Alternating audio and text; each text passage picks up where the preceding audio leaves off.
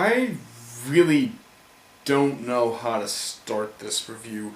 I just came home from watching Kenneth Branagh's Thor, and it was kind of a mixed bag. First of all, I should point out that I was not at all excited for this movie in any way at all. In fact, this movie struck me as, the trailer for this film, the first trailer, like the 4-minute trailer that I think leaked on the internet before they actually made it official, does the film a great disservice. Because it was just a bunch of cut-together scenes that didn't really make a whole lot of sense, especially for someone like me who hasn't actually read the Thor comics, so I don't know the lore. But on that level, the movie's actually pretty good. It's pretty good at explaining what's going on with all the characters, and even, I think, it's a little, I think you need to have just maybe, you don't need to, but it helps to have at least some basic understanding, maybe not of Thor's character, but to have maybe some very small knowledge about Norse mythology in general. But then again, I don't think it's necessary. It just really helps. Because if you know, sort of who the characters are, it does help slightly. But I don't know a whole lot. I pretty much just know who Loki, Thor, and Odin are. So, which, me living in Sweden means that I'm pretty much the only one who doesn't know it. Anyway, getting off track.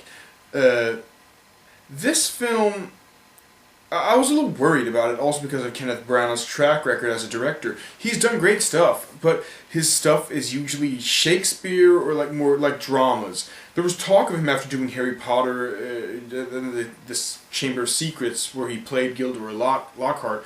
There was talk of him actually directing the third one, Prisoner of Azkaban, but that didn't actually happen.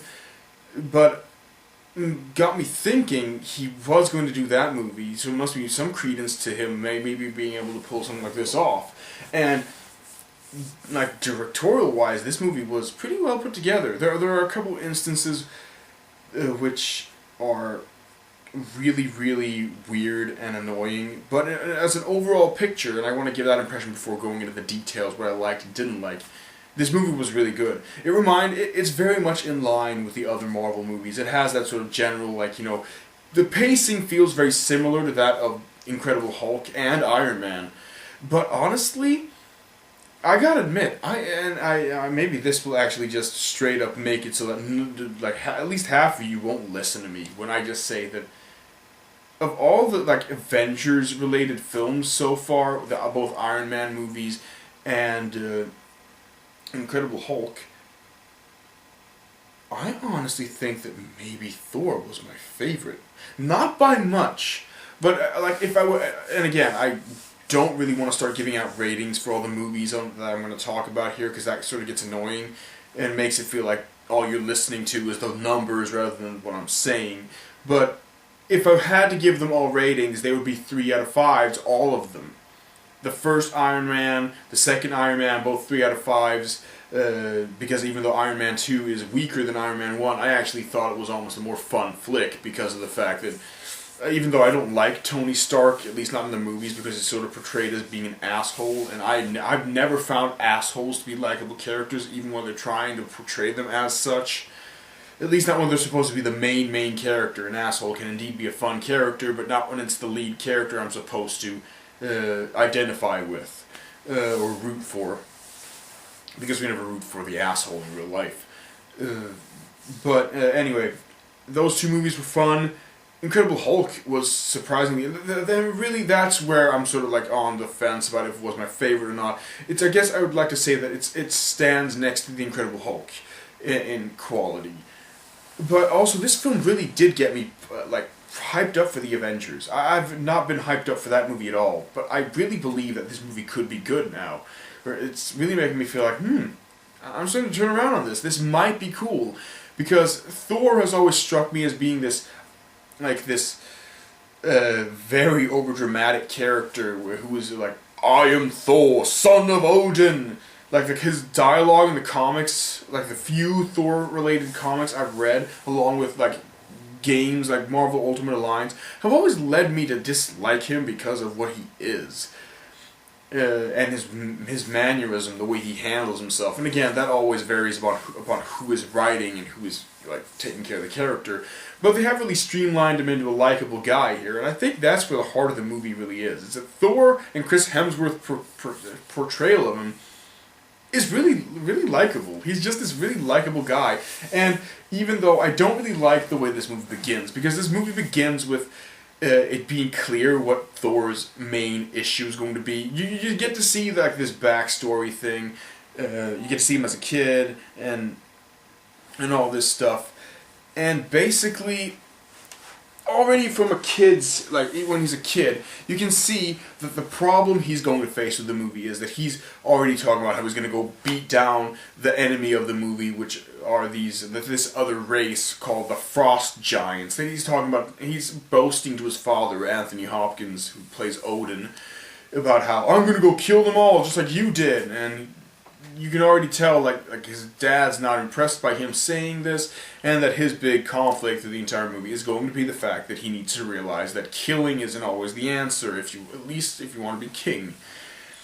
And that's, you know, it's not really that much. Like, I'm not spoiling it incredibly much. Pretty much Thor fucks up and gets, you know, shoved into the human world where he has to regain his honor and his godhood. It's pretty much the story of Hercules, not Hercules, the mythology of Hercules. I'm talking the Disney movie, only a lot better. So anyway, he meets Natalie Portman, who is this, this scientist studying physics out in the New Mexico desert. And some crazy crap happens when they meet, basically. I'm just gonna try and get get to the basics of what I liked and didn't like, because I don't want to explain the plot more than that. Go see them. I'm gonna say right away, go see the movie. If you want an action movie, a spring action movie that's good, go see Thor. It was really enjoyable. Acting wise, I liked almost every single character. I liked Natalie Portman, although she didn't get as much screen time as I would have liked. Basically, after seeing Black Swan, which was amazing, every other Natalie Portman work this year, I mean, like stuff like No Strings Attached, The Other Woman, and Thor, they all feel so second rate. I mean, why should you care? If you've seen Black Swan, you know what Natalie Portman is capable of. And this is nothing. But she's good, it's just you don't feel like Natalie Portman maybe necessarily was the best fit. She could have indeed have been... This role could have been suited by most actresses. And most actresses could have filled these shoes. Stellan Skarsgård is her professor, basically. And again, he is the Swede, which means that he, for some reason, has been taught with these stories from childhood, and that's why he sees them as fairy tales.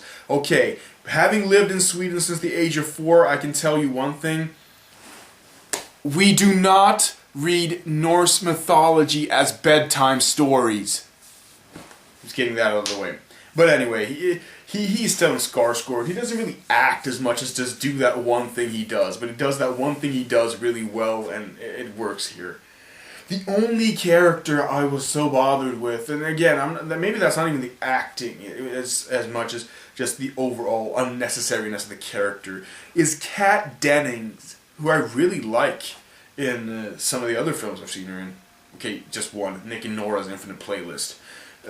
But she plays this character called Darcy, who is basically the third scientist. And my god, she literally has she only has one line of dialogue. She never has more than one sentence of dialogue without someone else talking in between. She never has more than one sentence. She says, her entire job, really entire job in this movie is to just add one-liners. And I'm like, what the fuck? Shut up. I don't care. It's like, they took my iPod, and then someone says something important. It's basically, she's me in a lot of ways. Like, people will have a meaningful conversation, two people will have a meaningful conversation, and I try to get into the conversation by adding a fucking line of stupid-ass dialogue in between, hoping that someone will laugh at it. That's me. Only here, it's on a movie screen, and it's not funny. Second problem, and really the bigger of the two problems, because Darcy has really little screen time, even though she's really annoying. This is by far this movie's worst problem. And I don't know if this is Kenneth Branagh's doing, or just the cinematographer, or the cameraman, like the director of photography. Someone needs to either get fired or at least slapped across the face. Like at least a third, if not 50% of this movie is shot with slanted angles. And I'm not kidding. Like 50% of the movie is like shot like this. It's like, oh no. Like you'll have a scene where Thor is talking to Natalie Portman or something, and they're like this. I love you. Really? Yes, I do. Really? Wow. And it's like, what's wrong with you? Why are you doing this? Like it serves no point. I don't get it. Like there's I started noticing it maybe like a quarter through the movie, maybe a third. Like there's this scene where the director of S.H.I.E.L.D.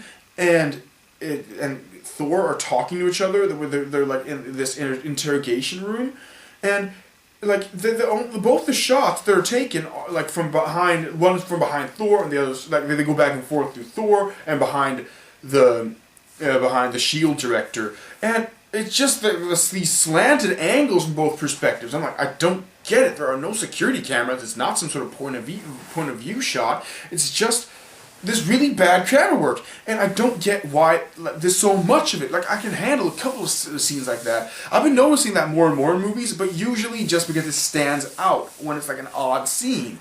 But this was really like half the movie, and when the action scene started, I just got pissed off. Like there's this action scene where Thor is basically trying to save Natalie Portman and the scientists from being killed in a town, and the camera's all fucked up, and I'm like, God, stop before you make this entire movie just unbearable for me. God, I don't get it. Like if you're gonna make a sequel for this movie, Kenneth Branagh, if you get put in charge of this movie and you get your old team back or something, stop it.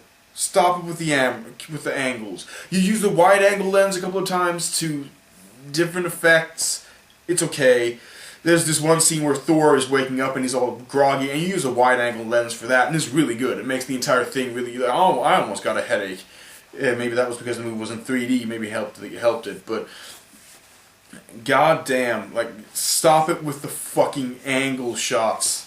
It's not working. There's no need for it, especially not in dialogue scenes, which there are a lot of those, too. Like, just turn the camera on the side during the dialogue. I don't know anything about the comic really, so I can't really like do any comparison, and quite frankly, I don't think you want to hear me try and pretend I know a lot about Thor. My knowledge about comic book heroes will be saved for Green Lantern that comes out this summer, and then for Spider-Man and Batman next year. Thor, good movie, good acting, surprisingly well put together story, hyped me for the Avengers. And, well, I would like to see a sequel to this movie. And definitely a sequel to this movie. Maybe Thor has become my favorite, like, the character I'm looking forward to revisiting the most with the Avengers. I hope that Captain America is at least this good, so that I won't be so all the characters can get into this movie, can get into Avengers with a good movie like behind them. I think Thor was the one that had the hardest time proving himself, and he did prove himself. I gotta stop talking. I'm just rambling. Go see this movie. It's good, and hey, you could do a whole lot worse. Talk to you later.